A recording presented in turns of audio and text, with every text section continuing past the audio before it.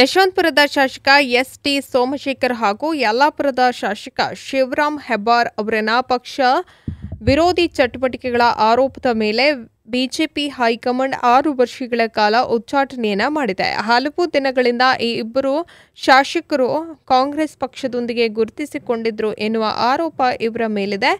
ಕೆಲ ತಿಂಗಳ ಹಿಂದೆಯಷ್ಟೇ ಇದೇ ಪಕ್ಷ ವಿರೋಧಿ ಚಟುವಟಿಕೆ ಆರೋಪದ ಮೇರೆಗೆ ವಿಜಯಪುರ ಶಾಸಕ ಬಸನಗೌಡ ಪಾಟೀಲ್ ಯತ್ನಾಳ್ ಅವರನ್ನ ಕೂಡ ಉಚ್ಚಾಟನೆ ಮಾಡಿತ್ತು.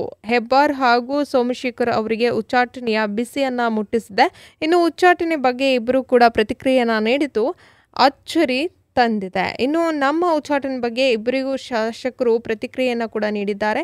ಇನ್ನು ಬಿಜೆಪಿಯಲ್ಲಿ ಅತ್ಯಾಚಾರ ಮಾಡಿದವರಿಗೆ ಉಚ್ಚಾಟನೆ ಮಾಡಲ್ಲ, ನಮ್ಮಂಥವರಿಗೆ ಉಚ್ಚಾಟನೆಯನ್ನು ಮಾಡ್ತಾರೆ. ಈ ಉಚ್ಚಾಟನೆಯನ್ನು ನಾವು ನಿರೀಕ್ಷಿಸಿದ್ದೆವು, ಉಚ್ಚಾಟನೆ ಮಾಡಿದ್ದು ಒಳ್ಳೆಯದೇ ಆಯಿತು ಎಂದು ಯಶವಂತಪುರದ ಶಾಸಕ ಎಸ್.ಟಿ. ಸೋಮಶೇಖರ್ ಅವರು ಹೇಳಿದ್ದಾರೆ. ನನಗೆ ಉಚ್ಚಾಟನೆಗೆ 1% ಕೂಡ ಬೇಸರ ಅಥವಾ ಅಸಮಾಧಾನ ಇಲ್ಲ.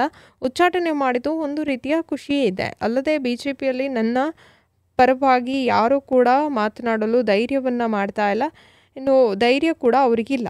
ಇನ್ನು ಬಿಜೆಪಿಯಲ್ಲಿ ಮಾಡಬಾರ್ದಂಥ ಕೆಲಸ ಮಾಡಿದವರು ಯಾರ್ಯಾರೋ ಇದ್ದಾರೆ, ಅವರಿಗೆಲ್ಲ ಏನೂ ಮಾಡಲ್ಲ. ಇನ್ನು ಅತ್ಯಾಚಾರ ಆರೋಪವನ್ನು ಹೊತ್ತವರು ಕೂಡ ಇದ್ದಾರೆ, ಆದರೆ ಅವರೆಲ್ಲವರನ್ನ ಬಿಟ್ಟು ನನ್ನ ಉಚ್ಚಾಟನೆ ಮಾಡಿದ್ದಾರೆ ಎಂದು ತಿಳಿಸಿದರು.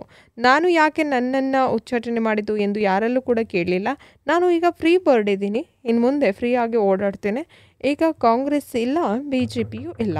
ಮುಂದಿನ ನಡೆ ಏನು ಎತ್ತ ಅಂತ ಇನ್ನೂ ಯೋಚನೆಯನ್ನು ಕೂಡ ಮಾಡಿಲ್ಲ ಎಂದು ಅವರು ತಿಳಿಸಿದರು.